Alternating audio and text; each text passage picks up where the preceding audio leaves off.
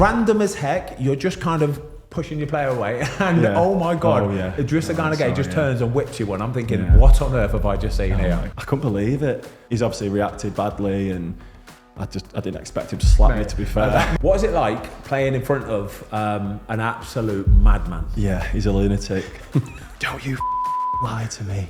I was like, oh my God, what is happening here? I grasped, I said, we all went out. At the end, he stood up. He just went, well done, son. Shook my hand. That was it, yeah. Would it not be an exaggeration to say that if Seamus Coleman wasn't there, then Everton could be a very different football club today? Yeah, I don't think we would have stayed up if it wasn't for Seamus. I'm actually not sure I can tell this story. It's not my fault.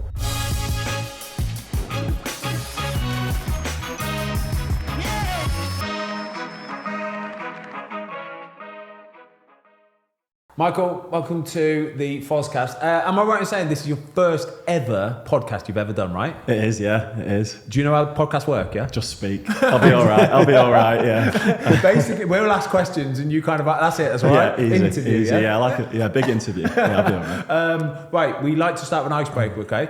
And he's picked 3 players that you've played with, like in the past or currently, that if it was to kick off in a bar fight, that you know they're going to have your back. I think from Everton, I think Jake O'Brien. I want him behind me. He's about 6'6". He used to box when he was younger. I think he was an Irish champ actually. So yeah, I think I'd have him behind me. Then I'd go Yerry Mina. Yeah. Another unit. Yeah, he's a unit. Yeah. His arms everywhere. Like, he could do some damage. His arms everywhere. He's horrible. If you're running alongside him, but you're getting whipped. Yeah. And he's dirty as well. He's always like pinching people and stuff like that. So I'd go for him. And then one from a longer time ago, I'm going to go Wes Morgan from when I played at Leicester. Yeah. I think that's a big unit, just massive, big strong unit. Massive, yeah. I think He'd that's a good free. orchestrating it as well. He'd be like the captain of that little trio. Yeah. Well, did you play in that? You played in the Watford game, didn't you? did. The semi-final of the playoffs when Troy scored that goal. I did, yeah. I was on the line when it went in, yeah. Oh, you were on the line? Yeah. Trying to bite the ball. Honestly, that was like my first experience of men's football that season, and that was the last game. I bet you couldn't believe that game, could you? Couldn't, no. I mean, you still see it every bloody day on TikTok and Instagram now. I know. It's like a viral clip, isn't it? Yeah. Do you I know you were playing in that game, right? And you're on the receiving end of it, and it's horrible. But even I watch that clip and I get goosebumps. The commentary is phenomenal. I know what you mean. Do you it's know one what of them football moments where it's like, this is what football's about. Yeah.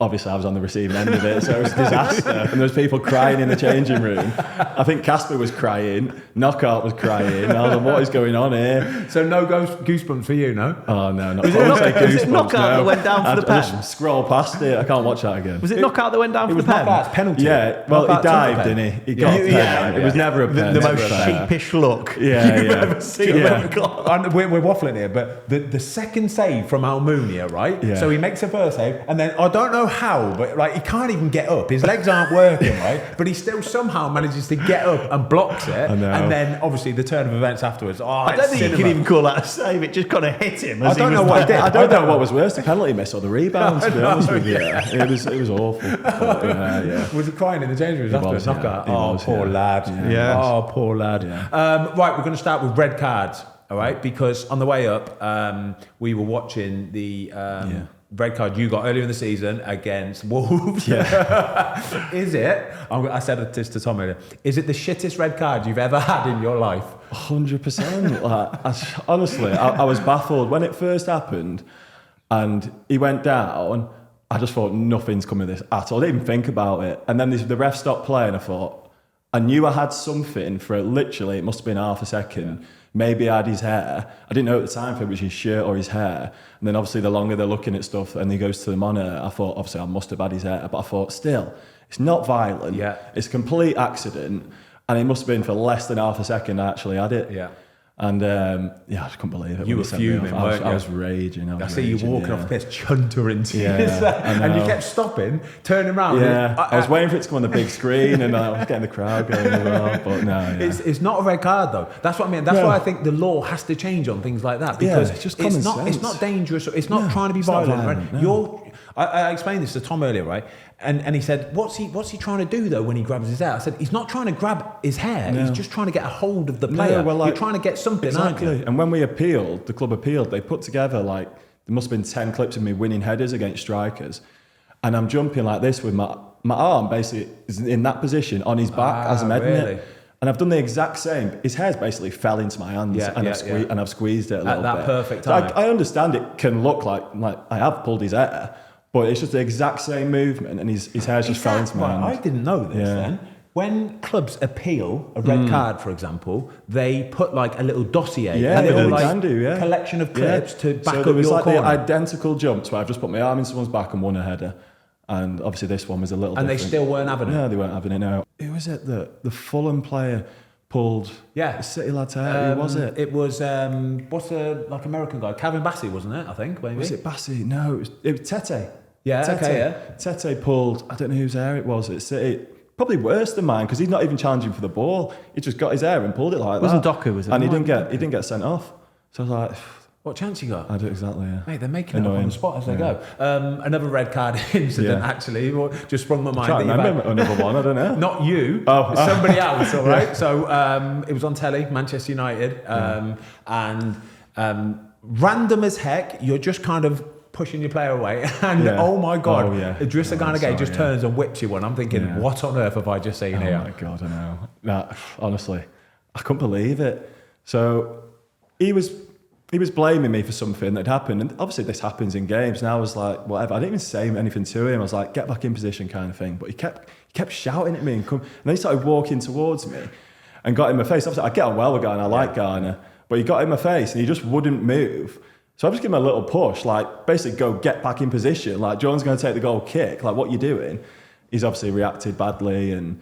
I didn't expect him to slap me, to be fair. At that moment in time, you're thinking, this is on telly, yeah? I know. It's at Old Trafford. Millions of people watching us being slapped in the face. Does that go through your mind when you're playing? Do you think, not exactly like that, no, but afterwards I was thinking, this is going to be a bit of a big deal. Yeah, it is, But to be fair, at the time I was thinking, don't let this affect me, like during the game. I think everyone was laughing afterwards because I think he's walking down the tunnel and I'm like, fuck off. But that was because I felt like he could cost us the game. We could get battered. Like we could have lost that game 4-5-0. Down to 10 men so early on. Obviously, it didn't work out like that, which was lucky. I know, it's always nice when you get a nice little win.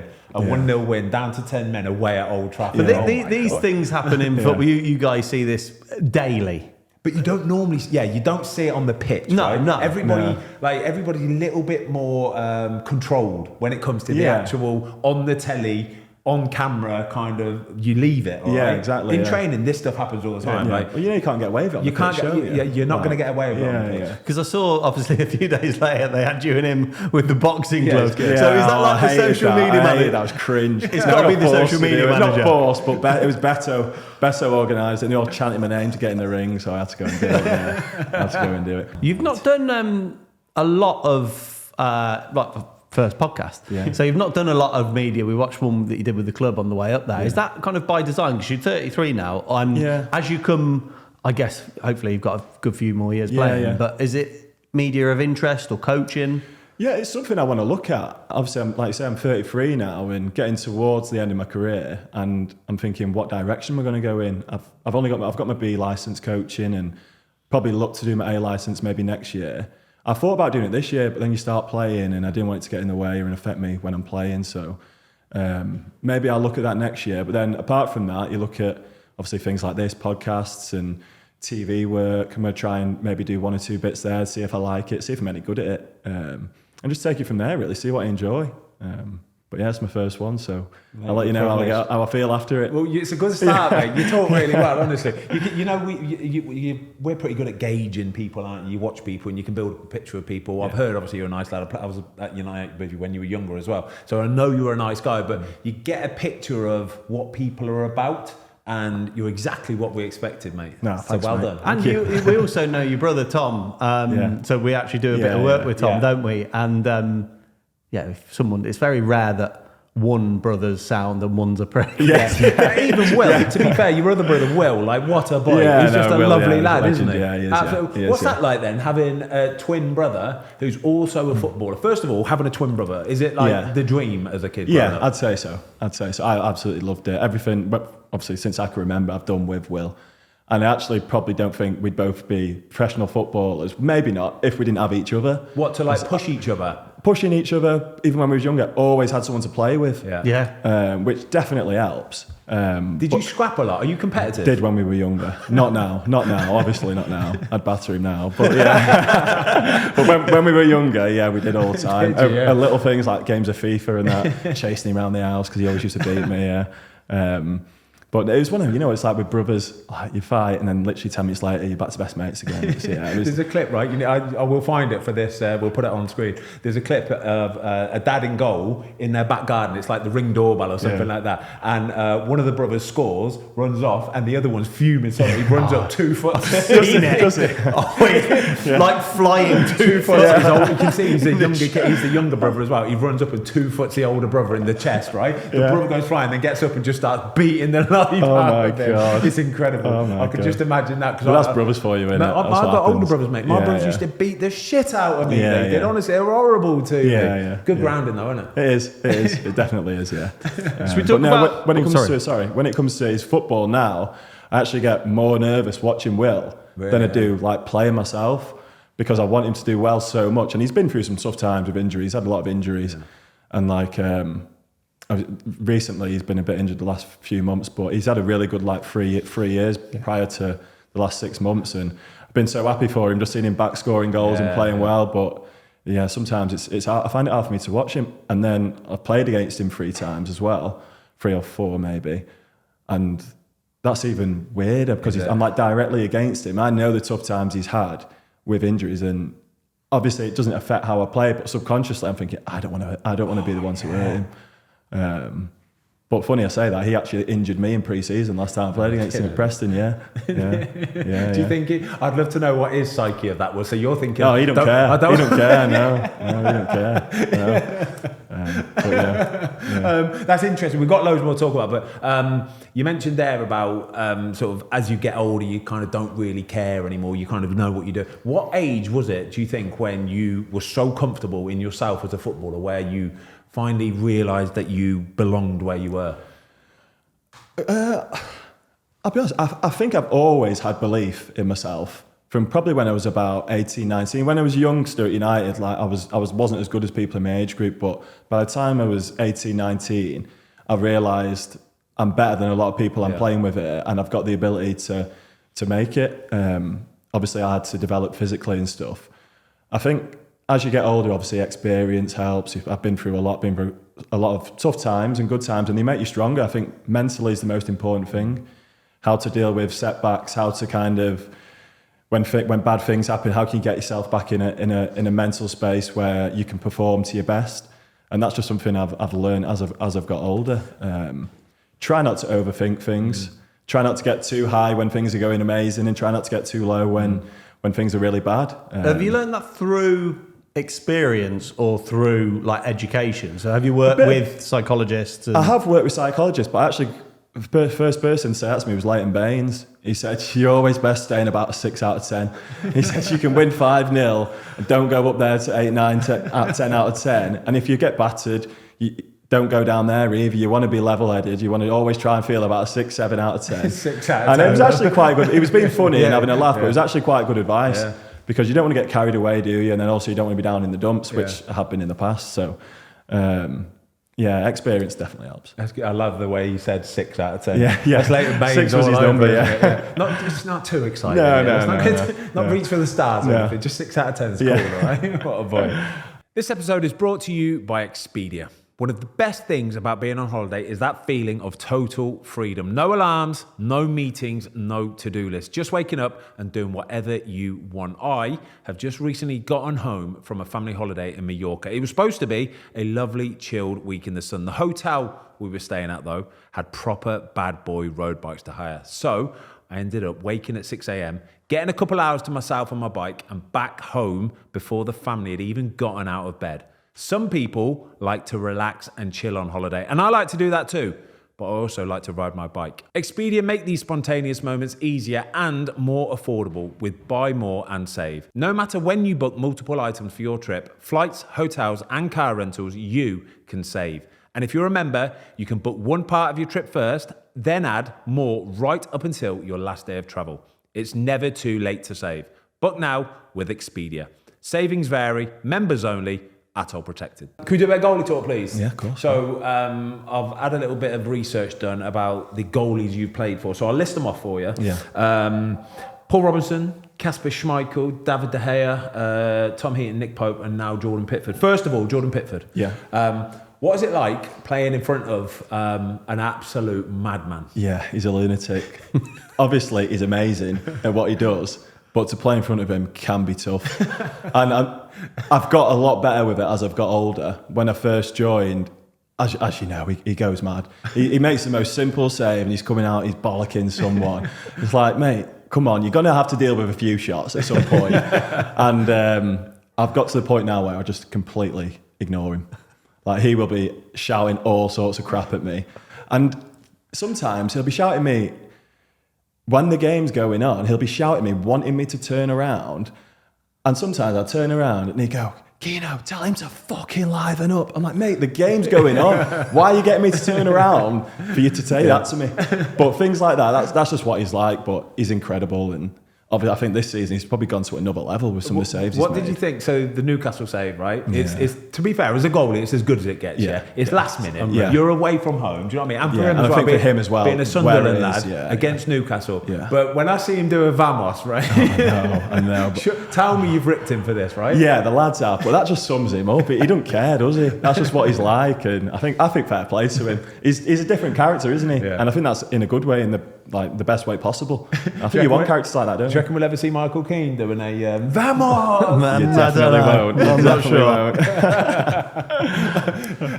Is it just like nervous energy on his part? Because I get the impression, I've watched him. We went out to Euros last couple of years ago, didn't we, in Germany? And I'm watching him as the game's going on, and he's doing box to boxes. He doesn't stand still.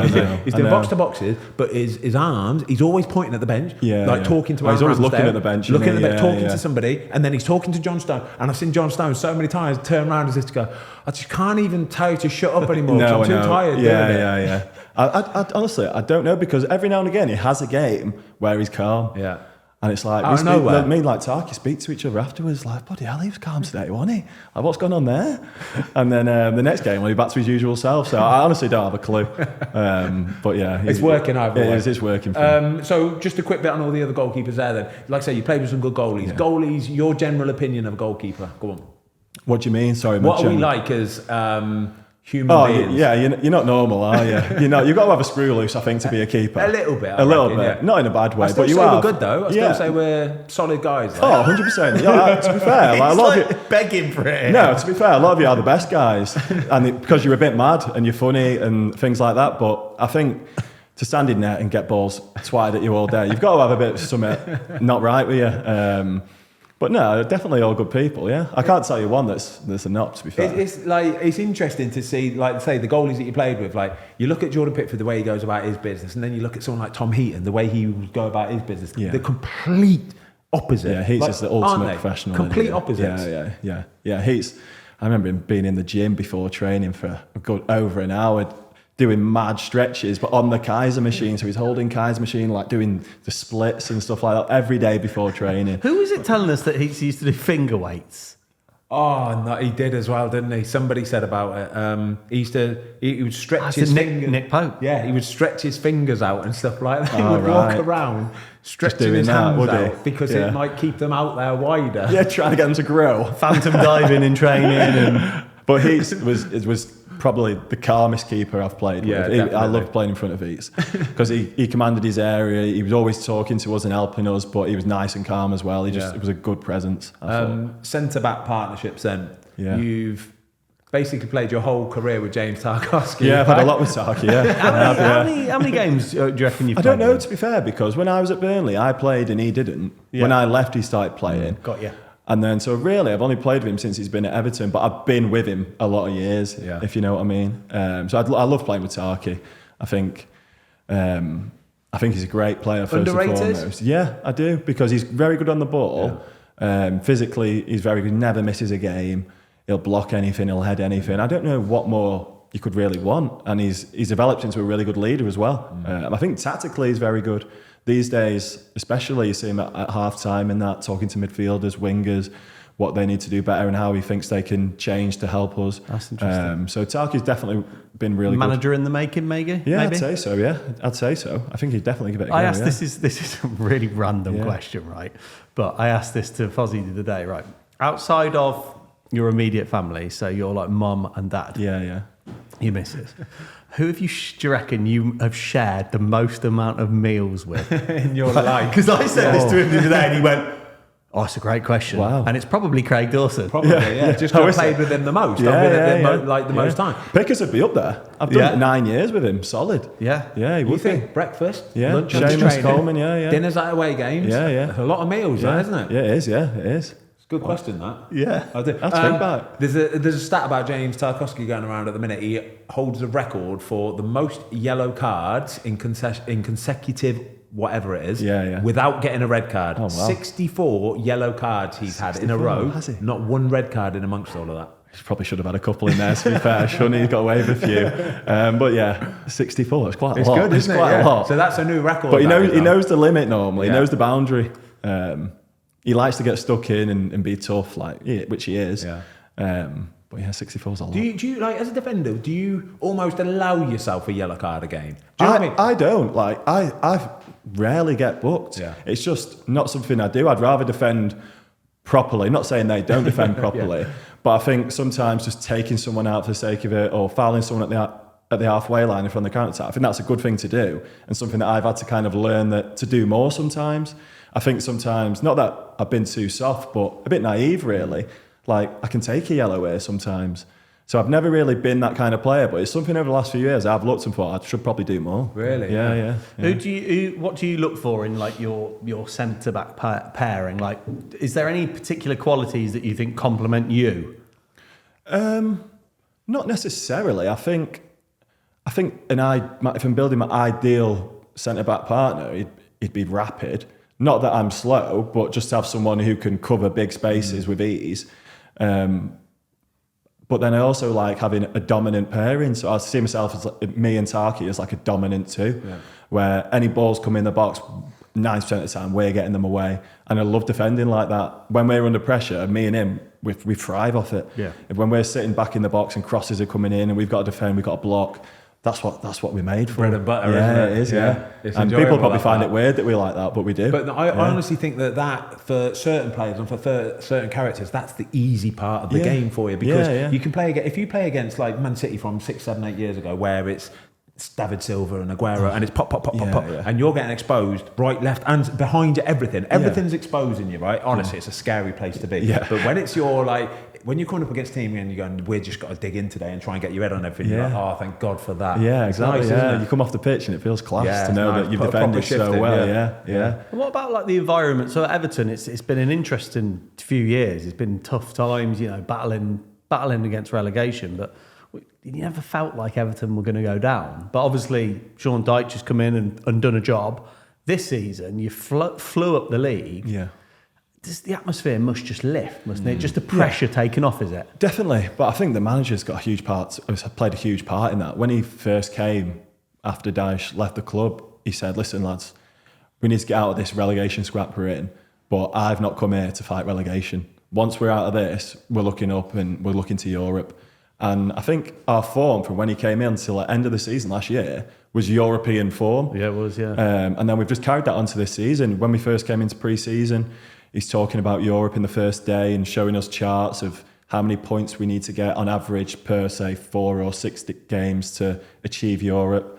So it's just been ingrained in us, and we've got some better players. We've definitely bought well a few players, and they've added to the team. So we're a much better team than what we were, and he's got us playing better football. Were you with David Moyes originally? I was not at Everton. No, I was with him at United. But I was a young lad. I did pre-season with him. I went on tour. Yeah. But then I went on loan. So I didn't have a load of experience. You kind of knew what to expect from him at least, though, didn't you? But I think he's changed a lot. Really? Seamus said when he was first at Everton, he was almost a bit like scary. Yeah. But now I think he must have mellowed so much because he's such a good person. And he's still got that in him when he needs to. But he's such a good guy and always talking to everyone. Everyone absolutely loves him. Can I take you back to centre-backs, please, quickly? There's been a lot on the internet in the last few months about who the best centre-back in Premier League history is, right? Yeah. So you've played against all of them. In our era, we're talking here. And you played with some as well. Yeah. So obviously at Man United, you were with Nemanja Vidic, Yeah, Rio yeah. Ferdinand. You played against the likes of a John Terry, Virgil van Dijk, even Vinny Kompany. In your eyes, where would you look for the perfect centre-back? For the perfect, I'm probably looking at Rio. Yeah. Yeah, I think if I was going for pure defender, I go John Terry or Vidic. But overall, I think I'm going to have to. I'll have The to whole go Rio. package. Yeah, on the ball, and he obviously could defend. He was fast. He was a good athlete, and he obviously he won it all. So I'd probably go with Rio. But it is a tough question. It is a because tough some of them are question, so yeah. different. I know. Like I love Vidic. He was always one of my favourites growing up, Yeah. and obviously I got to learn from him, and he helped me a bit as well. So it's tough for me not to say him, but overall I'd probably say Rio. If you've got to pick a partnership, then who are you picking as your two centre-backs of Premier League, our era? Oh, I've got to go them two, Rio and Vidic, yeah. That'll do, mate. I That'll would, do, yeah. won't it? It worked well, didn't it? Do you know, Rio, right? He never left the pitch with dirty shorts. That's how good he was, right? Yeah. He was so good at reading the game, Yeah, weren't he? yeah. We used to talk about it all the time. Another pair of clean shorts, mate. Another pair of clean shorts. Yeah. Just read it perfectly all the time. You obviously know him better than me from being a player. Do you think he was incredible? Like? Incredible. Yeah. Just incredible. Just effortless. Yeah. The part I liked about it the most was that he was so in control of everything. Yeah. He knew exactly what was coming, how to deal with it. And he helps everyone around him as well. Everyone around him, phenomenal. Yeah. It's a good conversation though, isn't it? Yeah, it is. Because we've been It is. lucky in our Premier League era of centre-backs. We really Yeah, have. there's been some top ones. Definitely. Top, yeah. Should we rewind back to the United Academy, one of the most famous academies in the world? Actually, we were at the Uruguay. No, we weren't at the Uruguay game. We watched the Uruguay game, didn't we, the other night? And actually, from the starting 11, 9 of the starting 11 for England came into the academy system at under 9s. Okay. Yeah. Right? The other 2 were under 10s and under 11s. Yeah. Wow. Like, what, like for both of you really now, is the pathway very much now you have to get in young? Because these. I think it's getting younger. Yeah. It seems to be. Like, my brother's little boy is 7 or just turned 8, and he's been in the academies for 2 years. Wow. But like that's quite normal. It I feel is, like yeah. I It's joined at become 10, normal, hasn't and now it? I'd feel like 10's late. Yeah. I don't know how you feel. Like I just think I don't think we're really going to see many of those Vardys Vardys or Wrights and or- Chris it's gonna be Smallings harder, and- yeah. Well, you were. How old were you? You were 18. Well, I didn't do 19. academy. I never did No, academy. you, I was no, but 18. as in when you came into the game. I was 18, and I just don't think that really. I don't where think did you that's- get picked up from? Like I was playing non-league. I was playing non. That's what I mean. I Yeah. love that little story Yeah, of yeah. that because I think my grounding. Obviously, I didn't have a no academy and I didn't learn probably the basics. But then when I did sign for Stoke at 18, Yeah. I was kind of like, right, boom, let's see what he can do. And if he's able to pick it up real quickly, then he might have a chance of Yeah, doing it. yeah. And even then, though, I don't think until probably 21, 22, Yeah. I still didn't have a clue what I was doing. Really, Yeah, do okay, you know what I mean? yeah. That's Yeah, why yeah. I wanted to ask you the question earlier about. At what age did you feel really in control of yourself? Yeah, Because yeah. for me, it was probably 26. It wasn't until I Right, left Man okay. United at 26, Okay, signed for yeah. Birmingham, where I felt like, right, I know what I'm doing. Is that Yeah, because yeah. do you think partly that is because of the position you played? Possibly. They do say with goalkeepers, you get... It's a bit later, isn't it? Yeah, a bit later. You goalies normally in their pomp around late 20s, 30s, and that was definitely the case for me. Because I just think you need to have... goalkeepers are... they're the captains without being the captains. Yeah. Because we make a lot of noise, don't Yeah, we? you do. And You people do. actually And you can listen see the to whole us. pitch, Yeah, like, we yeah. can see the whole pitch. So we need to be that guy where if I'm telling a midfielder or I'm telling Michael or I'm telling somebody else at left back to do something, they kind of have to listen, really. But you want them to respect you enough as well. And that's a big thing, isn't Yeah, it? yeah. Because if you don't really respect the guy behind you, then it kind of falls on deaf ears a little bit. It really does. Yeah. Yeah.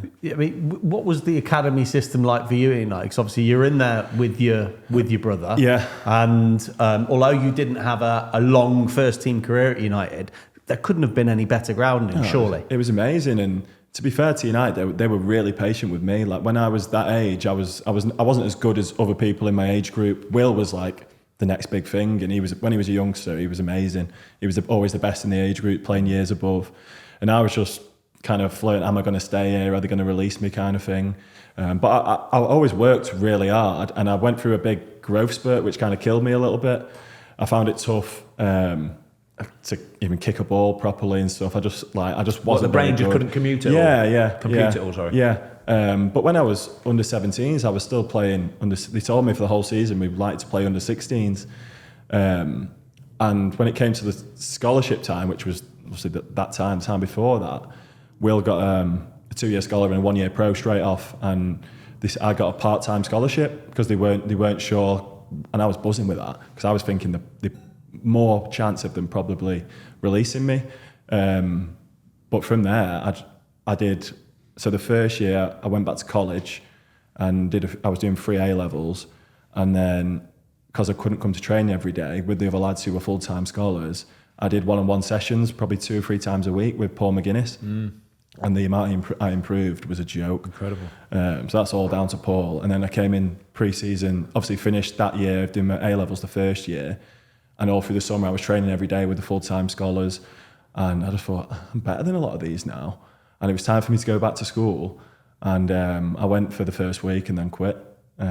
So I thought, I've got to give this a go. Yeah. I've got to give this a go.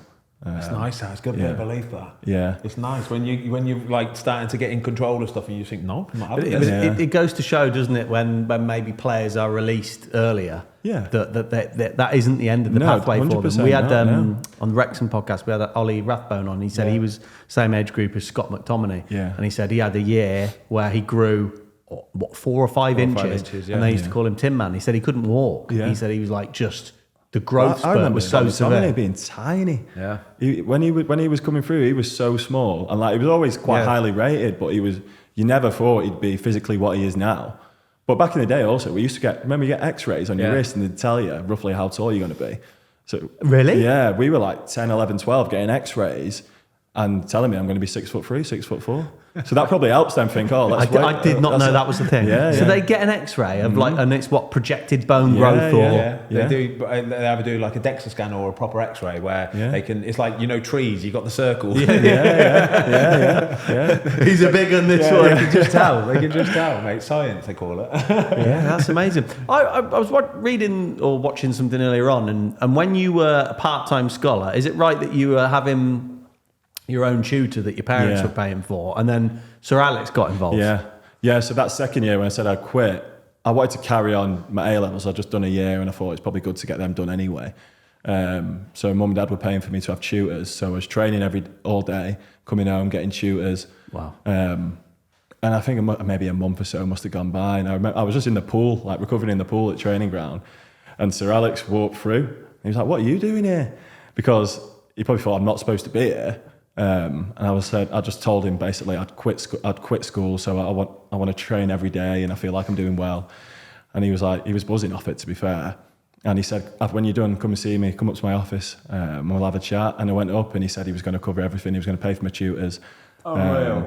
Yeah, so that was amazing from him.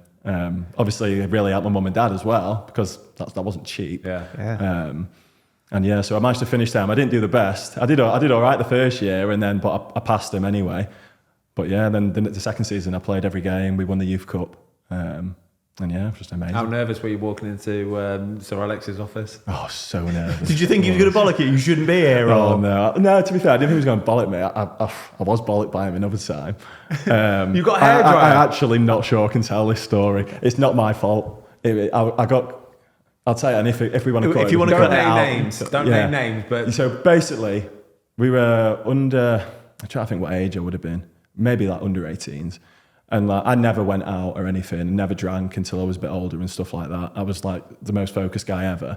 But one of the lads in our team had a birthday night out in town, and the whole team was going. So I thought, better go. So I drove there and parked my car, got into the club. And one of the lads got into a bit of trouble.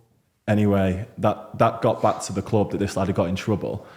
Sir Alex has asked for the CCTV of the club, of the nightclub, of when this guy was leaving. He wanted to see what he was like. And as he's leaving, I'm leaving at the same time to go to my car to drive home. So I'm caught on camera.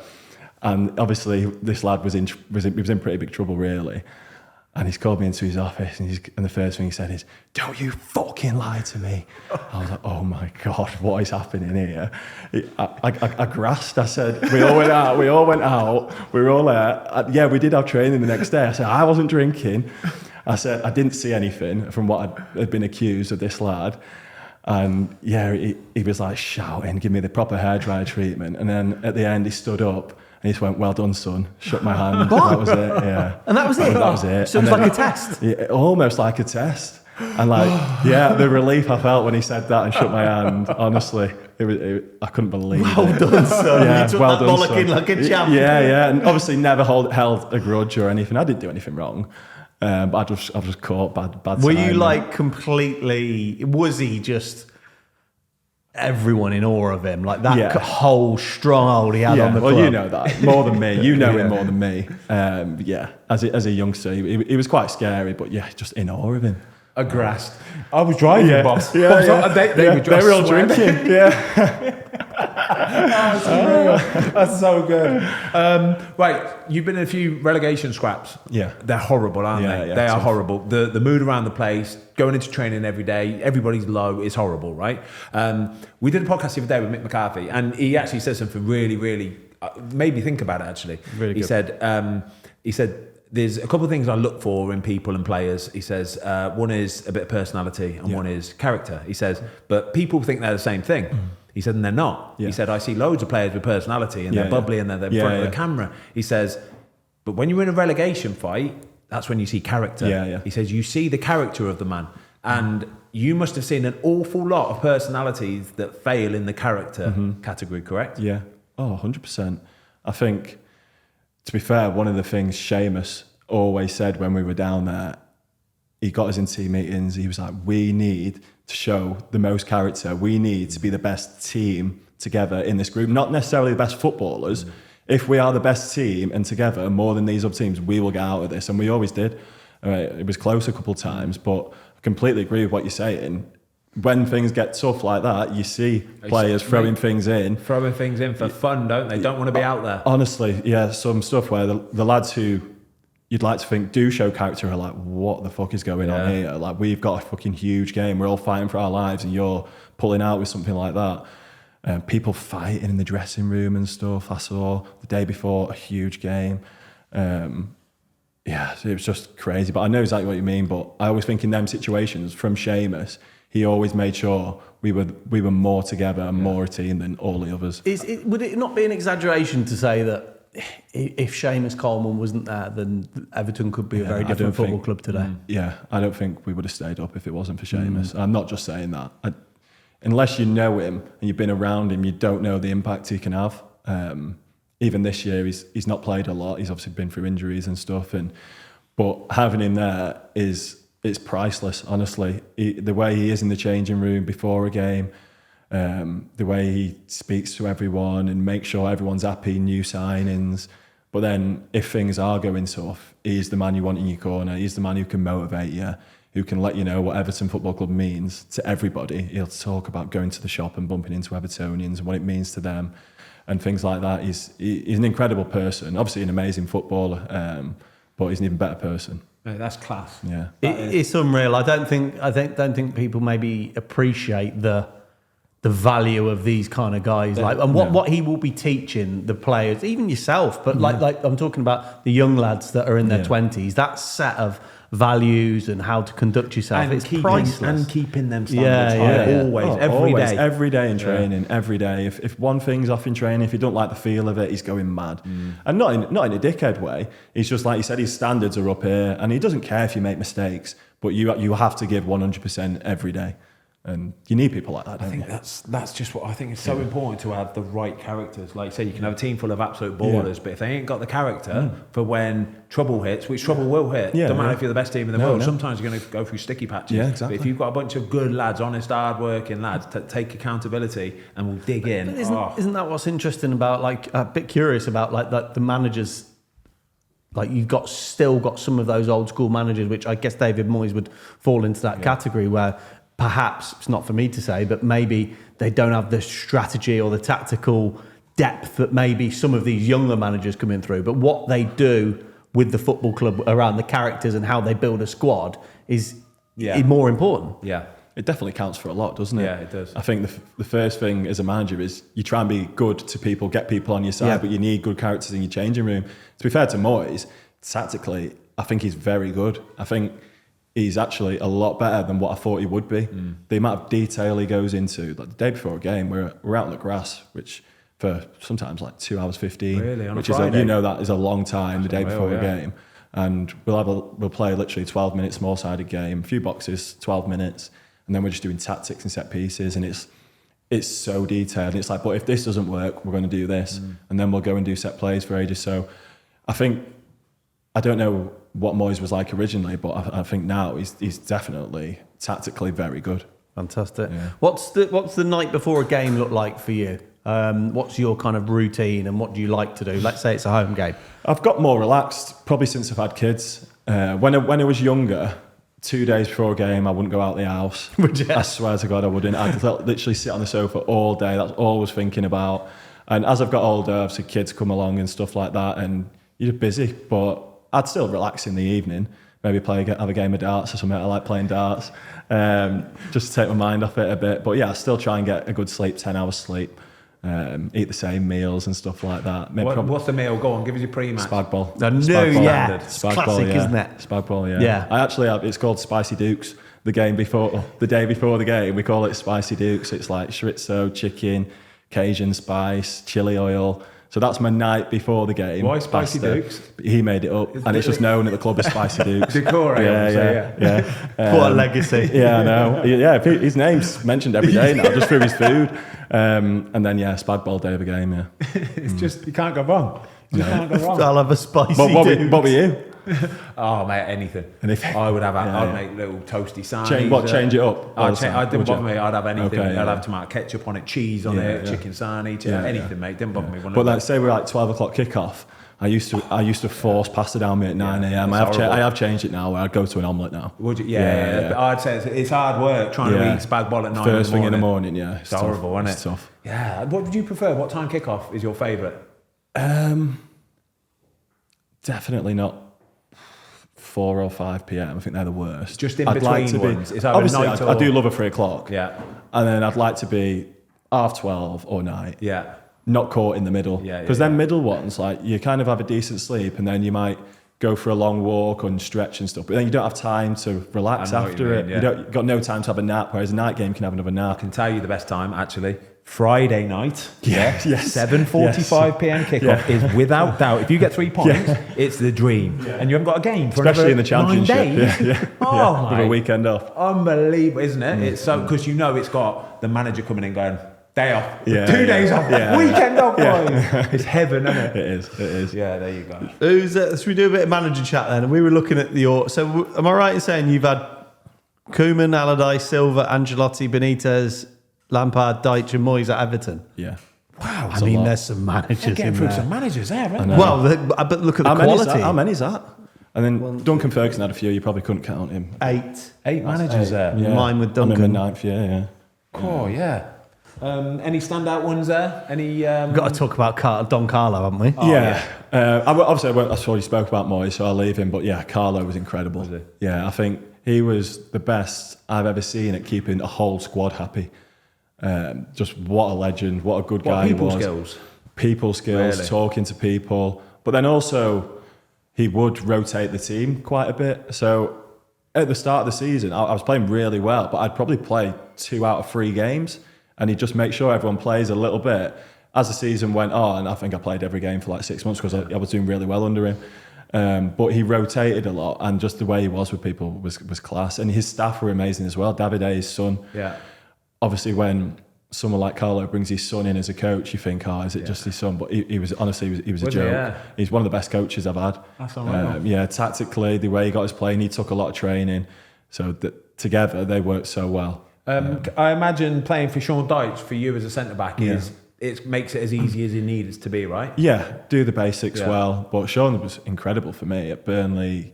He gave me a real chance, really, but took me from United. So, yeah, he's been a huge part in where I've got to today. But, with Sean, it was probably a bit more basic. Defend well, head it, clear it. Make sure you do them things well first. People. And if you can play, if there's space to play, then play. It's not what people think. Yeah, does he get a bad rep, does he? Yeah, it's nothing like that at all. He said, if you've got space to play, he doesn't want you doing anything stupid. Yeah. And sometimes get it up there, and then we'll play when we're up there. Sometimes he'll say play for position, not possession, because teams sometimes.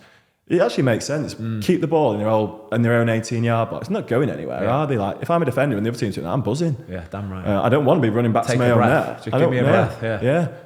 So I think it makes sense the way what he says sometimes, but it's definitely not just hoof it at all. Yeah, I think he gets a bit of a bad rep. Yeah. If you actually watch the way some teams play, like when he was at Forest, for example, they don't. It's not just lumping it up. It ain't just up to the big. There's more to it than that. Definitely. What's he like with on a personal level? Because we've had him on the podcast and he seemed like a good guy. Yeah, he is. You could tell there was like absolutely no nonsense with him. Like there was no fucking about. Exactly. Yeah. So when you get sometimes in teams, you get them lads that are always a bit late.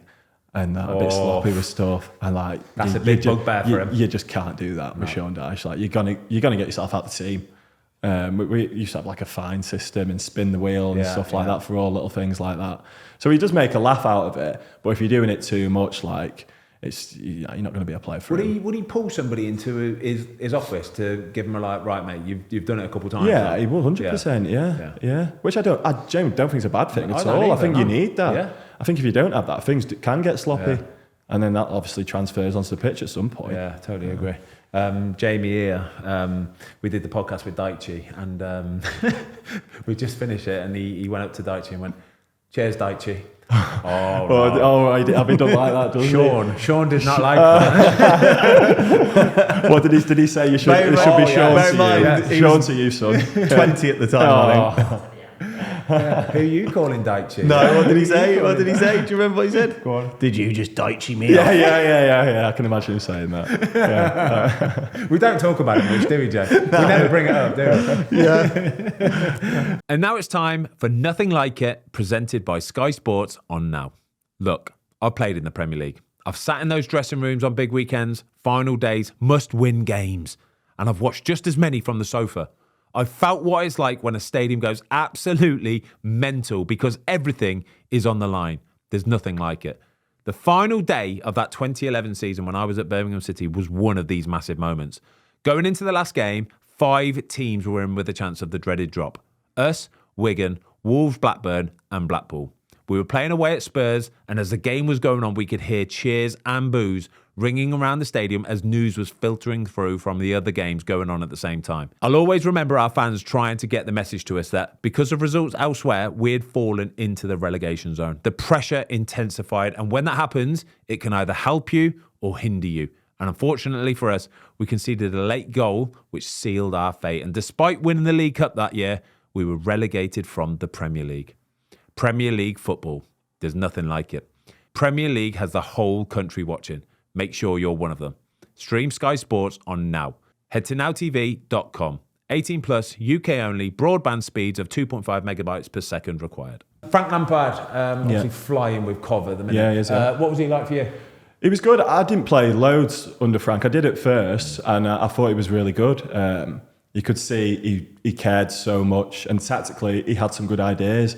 I think at the time we weren't as good as what we are now as a team, and sometimes we did struggle to implement that. I felt like sometimes we were playing and we'd have quite a lot of the ball. We hardly created any chances, and that was not through wanting to try. And I just think the lads, we just weren't up to it at the time. Whether confidence was low and things like that, but he did amazingly to keep us up. Mate, that season you didn't get relegated. Yeah. What was the final? I was watching one of the final games. It was Palace. Palace at home, 2-0 down at half time. It was unreal, wasn't it? Yeah. And that's a night that I'll never forget. Yeah. And Lampard standing on the terrace, all the fans on the pitch, and that was amazing. Yeah. But he was such a good guy, and I'm really happy to see him doing well at Cov. Do you know what? I actually got in loads of trouble with the Everton fans. I think it was probably after that game actually, because I said that those Everton fans, because Everton had a bad season that season, and I said those Everton fans can either be the biggest help in the world or the biggest hindrance as well. Because I remember you saying when they get on the back of the players, I felt the players, because I think those fans can be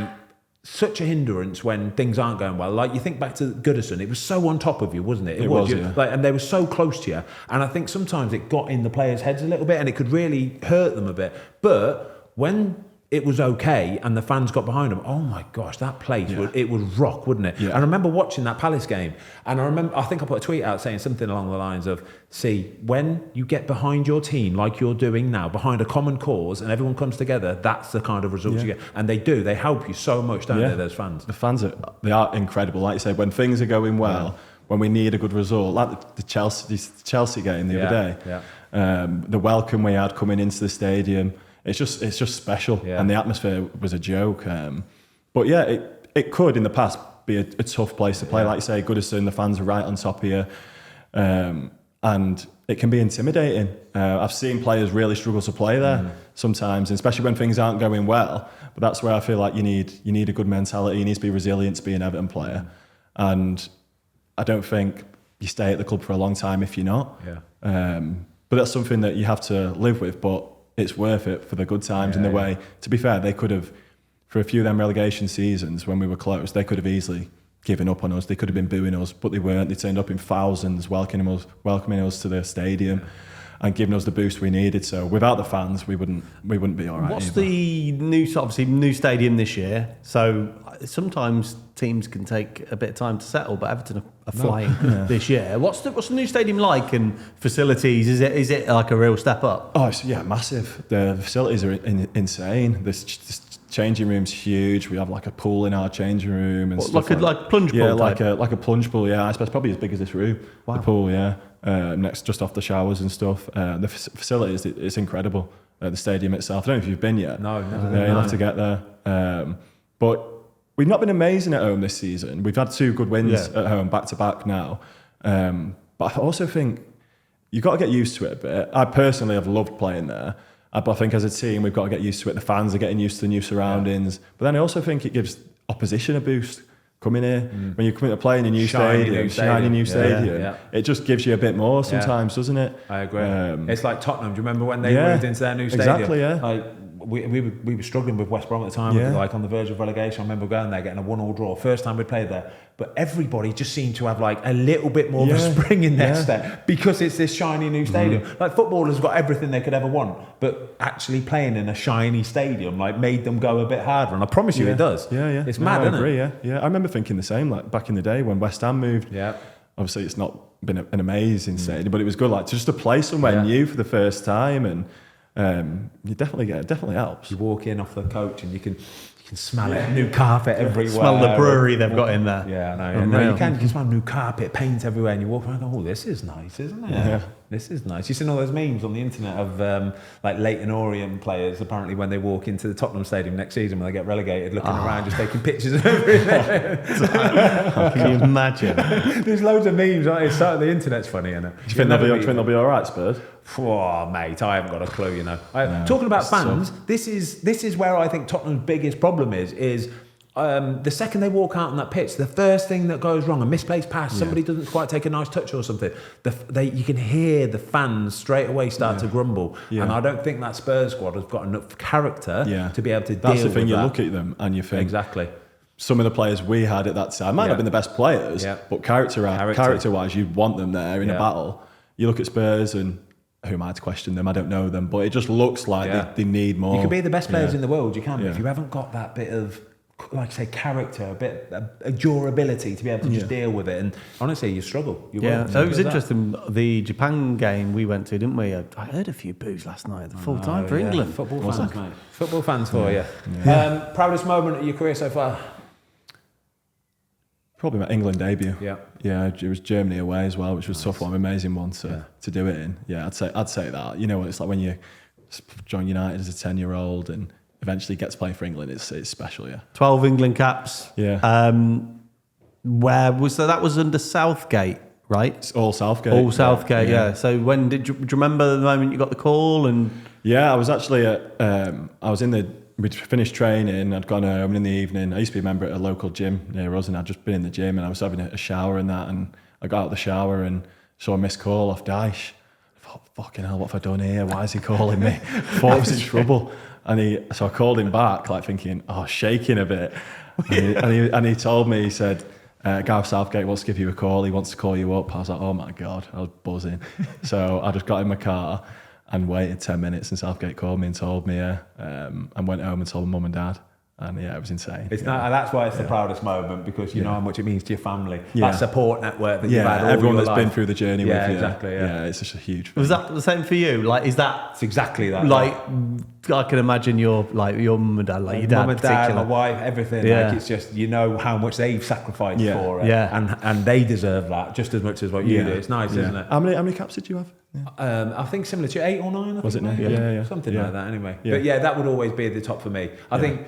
I thought one of them you might say might be your Manchester United debut, obviously coming up through. Yeah, that's obviously another huge one. So obviously it was only 45 minutes, but still, just I think actually wearing that shirt in a competitive Premier League game for Man United. My dad was a Mad United fan. Really? Season ticket for 40 years. Oh, wow. Really? Yeah. And obviously me and Will coming through the academy. And like I said before, Will was absolutely flying. We were both on the bench at the same time. It was all the shot away. And Sir Alex said, Michael, we'll go get warmed up. I was hoping we'd both come on together, to be fair. That would have been amazing. But yeah, he put me on first. And like you said, I was so nervous. I was 18. Dream come true. But yeah, that was... It's hard to separate that with the England one. Yeah. But I'd probably just go with England. I was looking at the pictures earlier on when you made your debut, and like, you say you're 18, you could have been 16. Do you know what I mean? You look so young. It's amazing. But isn't it amazing at that age? Like you're in the first team at Man United. Bonkers. Absolutely bonkers. And that was a very good Man United team still. It was, Very good Man United team then. So years later, you think, lads getting debuts for United, it was so much easier. Yeah, I know. Like, people we had back in the day who were playing in front of us, it was impossible almost to get look at even like the reserve team you came through, the young lads came through. Some of them players have gone on to have unbelievable careers, like massive things, haven't they? Yeah. Well, what did you have? Jesse Lingard, Paul Pogba? Yeah, obviously me, Will, Ravel Morrison. Sam Johnston. Yeah. I mean, we had a few more. I've had decent careers. But Johnny Evans, Corey Evans. Yeah, they were a couple of years back a bit older. Wow. God. Brilliant. Should we do some quick fires to finish up, Benny Boy? Quick fires for first podcast, mate. Well done. Unreal. Unreal. Right, what other sport are you good at? Golf. I'm going to go golf. What's handicap? Yeah, 5. Yeah, 5. So we'll have to have a game. Oh my God. Yeah, I've been playing since I was 8, to be fair. Have you? Proper lessons and stuff? No, I only had lessons when I was younger. I've not had lessons for years now. But my nana and granddad used to play, and my older brother Tom is really good. So you'd always go with that? Yeah, so we always played a bit of golf. Tom a bit of a player, is he? Yeah, Tom was. Yes. When Tom was about 14, he was off about 2. Nah, I swear. He was playing for like the county and stuff, and I think he got to like uni, and it was like, do I go to uni or do I try something? But golf's so hard. Man. So he went to uni, but he's still a very good golfer. You good at darts as well, though? I don't mind darts. Yeah, Are you good at darts? Well, my average is about 53, which doesn't sound great. No, it's not bad. But when you're actually playing, yeah, it's all right. So I'm all right. Yeah, that's all right. We've got a dartboard in the car. We'll just go. Yeah. Quick one, all right? Quick game. Best player you've played against? Who's the striker that gives you, or has given you nightmares? I'll say someone a bit different here. Not that he's not a top player, he is. Cavani. I remember playing against him when he was at United, and obviously he's probably past his best at that point, but he was still really good. But it was his movement. Honestly, for most of the game, I didn't know where he was. Like, his little subtle movements that most strikers don't do, like on your back shoulder and then coming across, like it was hard to keep track of him. And obviously technically, like, he was amazing as well. So that was a really tough game, but I also enjoy playing it thinking, wow, he's class. Like, yeah. Good, Dan. Oh, he was a worker, wasn't he, as well? Oh, God. You're a dog, weren't he? Yeah. Player you'd like most on your team in a quiz? Who I'd want on my team in a quiz? Tarky. He's got some good knowledge, Tarky. Has he? Yeah, he has. Yeah. He's quite clever. Quite switched on. The follow-up question to this, the one you wouldn't want. Oh, there's a few. Who wouldn't I want the most? I think Pickers is the obvious one, but no, I think Pickers actually could be okay. Put me on the spot here. Must be quick fire. No, take your time. I can't imagine. I might be miles off it and get slammed there, but I can't imagine Jack Grealish would be world class in a I general, reckon. in I a bet, general I knowledge bet Jack quiz. Grealish has got an absolute encyclopedia Football of knowledge. Football knowledge. Sport, football yeah. and useless knowledge. yeah. Any general knowledge, you might struggle a bit. But no, I think Jack with football, he's obsessed. Is he? Yeah, he is obsessed. So I think he'd be quite good. Who else? Jake O'Brien. Jake O'Brien. Sorry, Jake. Yeah. Sorry, Jake. Yeah. I don't need to explain why. Yeah. What's one thing about you that fans will not know? Well, I kind of said a few bits in interviews. Obviously, my A levels is one that, but people have said that before. I've had a hole in one when I was 10. Yeah. That's a good one. That's a good one. Yeah, when I was 10. What was yeah. it? Talk us through it. Driver, worm burner. No. Like just about this far off the floor, yeah. Hit more golf club, How second many yards hole. was the hole? Probably 145, something like driver, that. that's unreal, Yeah, isn't I was 10 years old. So yeah, I got a hold of mum when I was 10, and then my dad had to came pick me up, and he had to buy all the drinks and the Damn right. shop and that. And then I've got a picture actually, because the local newspaper came and did an article about it and stuff. Like next Tiger Woods. But then as we were taking the picture, there was a lady on the practice ground.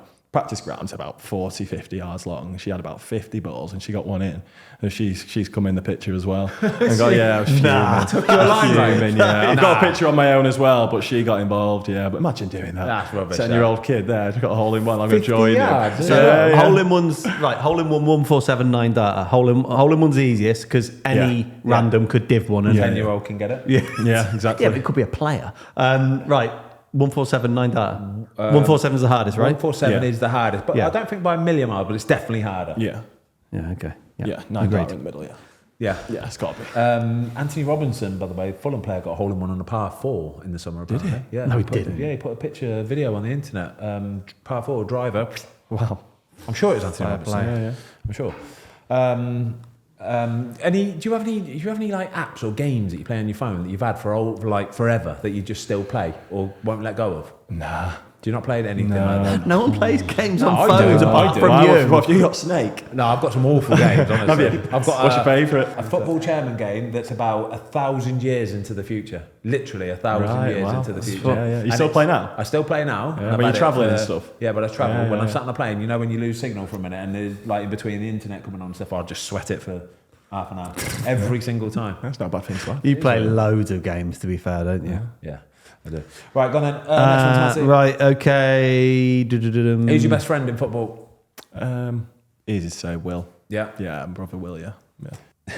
Best movie ever? Yeah, that's a random one. Where's that come I from? don't know. What's your favourite movie? I'm actually not massive on films. Not that I don't enjoy them, I just haven't seen. There's loads that I haven't seen. I've watched more box sets and series. This is a good one then. So give me your top 3 TV shows, TV series of all time. Game of Thrones. Incredible. Yeah. Entourage. Incredible. Yeah. Number 1. 2 completely opposites. Yeah, number and one. then one more. They'll be Entourage my number 1. Yeah. Followed by The Office. Yeah. Not seen The Office. Incredible. What's your entourage level of knowledge like? Because we do quizzes quite often on it. I think I've been through it like 3 times. Oh, but no, it's okay, not that's quite up to rookie, scratch. yeah. It's okay. I think I Yeah, did 3 yeah. times just at Christmas. Did you? But that was a couple of years ago, my last viewing, so I'm due another viewing Yeah. soon. Yeah.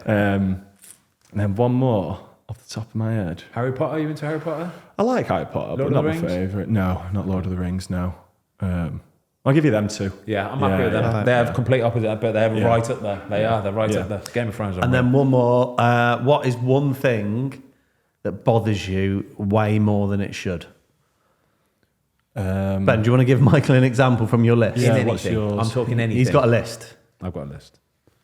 It's a fucking good list. It's a What, and I can, if I want, I can choose one from this list. Oh, or you is this can- just your no, list? you can- anything just your you want. personal This is just list. my personal. I'm That- going to do an episode on it one day. I'm going to build up when I've got Cars about. that just indicate on the I mean, we're talking pet peeves here, aren't we? drivers.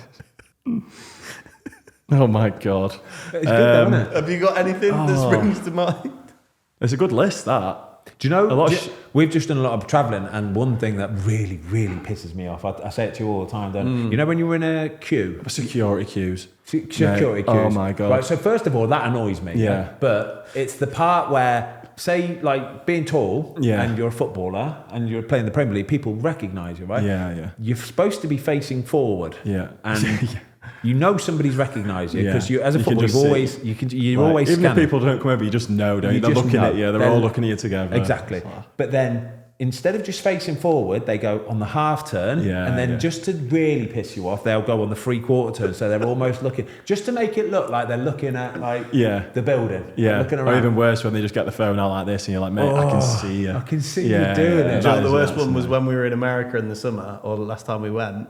There was one bloke, and he was going, selfie, and he went like that to his wife, and he was taking a picture of you. Yeah, he was doing, and he got his wife involved. Really? In the lie, in the fraud. Just ask for a picture. Horrible, isn't it? I've got one. I've got one. Sorry to interrupt. People that come to the training ground, not to get stuff signed, absolutely fine with it. But some people come and bring kids just to get it signed so the parents can sell it. Yeah. I agree. I don't agree with that at all. Me neither. Yeah, I'm more than happy. I'll sign for any like child or anything like that. But when you're using as kids a pawn to get something, as a pawn to like, get that's it's a good one. That I've got a commentary one. You know what I'm going to say? I do when know. commentators use the word delicious. Horrible. Oh, it's a delicious ball in. Horrible. And I think, You don't come like it on. No, you can't use that word. No, it's not. It doesn't work. It's No, not, it doesn't. You can't use it in a footballing term. Yeah.